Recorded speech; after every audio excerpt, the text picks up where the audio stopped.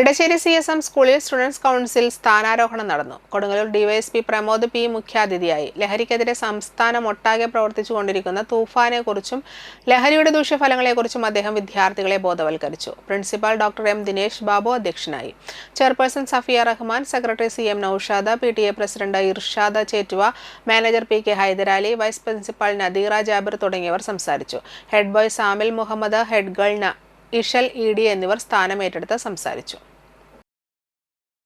And also you take some action differently from others. Only you have the followers. Okay, thank you. എന്തായാലും ലീഡർഷിപ്പിനെ കുറിച്ച് ഇന്ന് വളരെ മനോഹരമായി ഒരു മൂവ്മെന്റ് നിങ്ങൾ കണ്ടില്ലേ? എല്ലാവർക്കും ലീഡേഴ്സ് ആവാൻ പറ്റുമോ? പറ്റില്ലേ?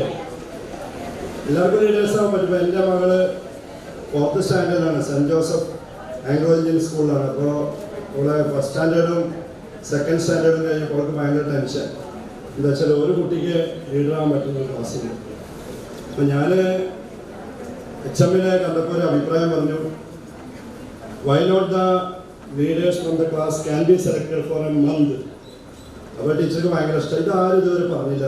ഈ സ്കൂൾ തുടങ്ങിയിട്ട് നമ്മുടെ Jayakumar sir retired home secretary ആയിരുന്ന ഇപ്പോഴത്തെ തിരുവിതാംകൂർ ദേവസ്വം ബോർഡ് പ്രസിഡന്റായിട്ടുള്ള അദ്ദേഹം കളക്ടറായിട്ടിരിക്കുമ്പോഴാണ് ഇത്ര കോഴിക്കോട് ഈ സെൻറ് ജോസഫിൻ്റെ ബിൽഡിങ്ങിൻ്റെ ഇനാഗുറേഷൻ കഴിഞ്ഞത്.